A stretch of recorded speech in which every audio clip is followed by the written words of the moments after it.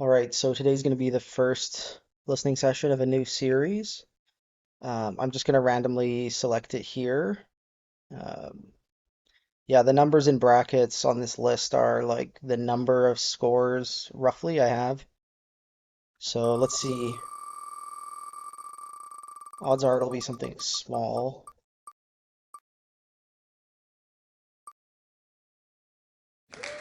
Okay. Yes, this is a weird one that I wasn't sure if I should include, but may as well do them. So I have a bunch of these handwritten scores by uh, Mexican composer Conlon Nancarrow.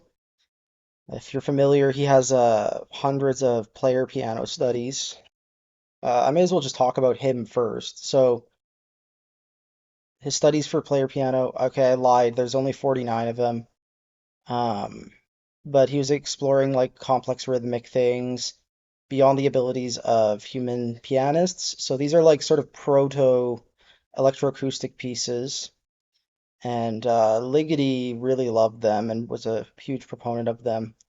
Nancarrow is this sort of strange figure. He was born in 1912, died in 1997. He was like a trumpet player born in Texarkana, Arkansas, and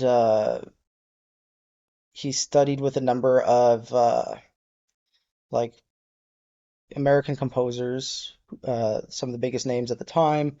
So like Roger Sessions, Walter Piston, Slonimsky, Schoenberg. Then he joined the Communist Party and he traveled to Spain during the Spanish Civil War to fight in it. And then he became a Mexican citizen in 1956. Mostly, I guess, because like during the Cold War, communists were not, you know, safe in the United States. So then that his sort of compositional career really started, like what he's known for. It all really started in Mexico, and he had these player pianos in his study that he played with, making like piano rolls by hand. Um, and then so I think it's only in later in his life that he really got recognized. So for a long time, his player piano pieces had no score, and it makes sense. Like they are just player piano rolls. That's there's no reason to visualize them as a score. But he undertook this project of like notating them all, sort of to legitimize what he was doing. And in the 70s, these scores were published in this soundings journal. Then he received a MacArthur Award in 1982. And then in the 80s, he worked with somebody to like preserve his pieces in MIDI format. The majority of his career was in Mexico City, and all of his sort of like instruments and piano rolls are now objects in the Paul Sacker Foundation in Basel. I have like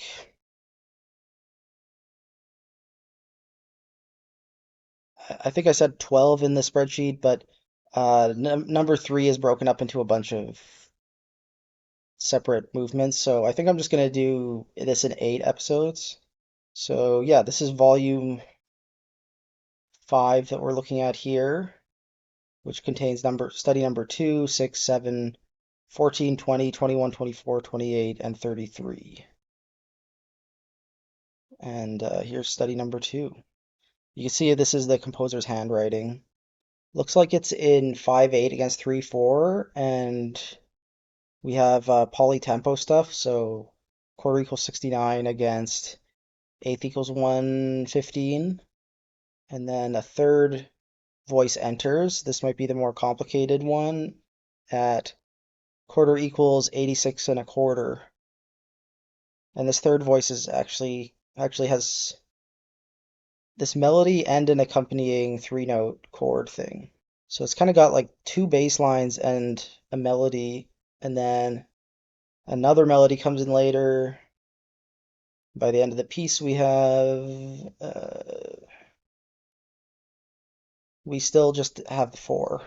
This would be a nice treat. A lot of these studies are short, so it's like 2 minutes long.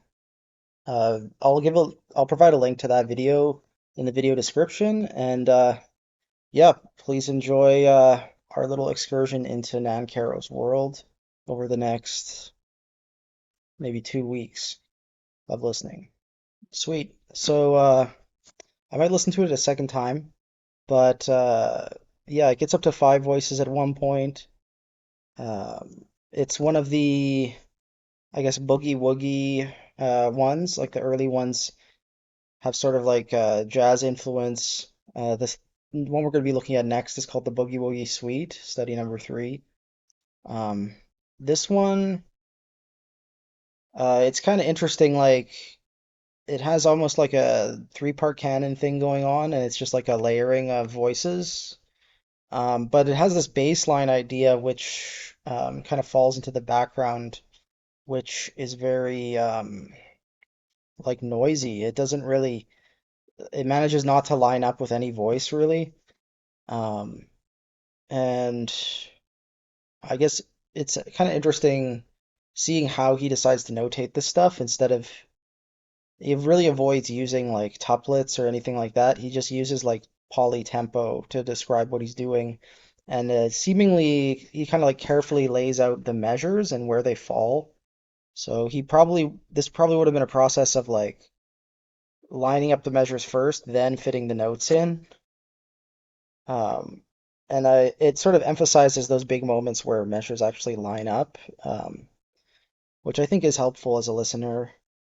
We're going to move on to study number 3 next session, and hopefully I can keep these sessions like shorter, roughly the size of the studies I'm listening to. And this one's an exception because we're starting the series today. So, um, yeah, thanks for listening. If this is your first time learning about Nancarrow, I'm glad I was able to introduce you.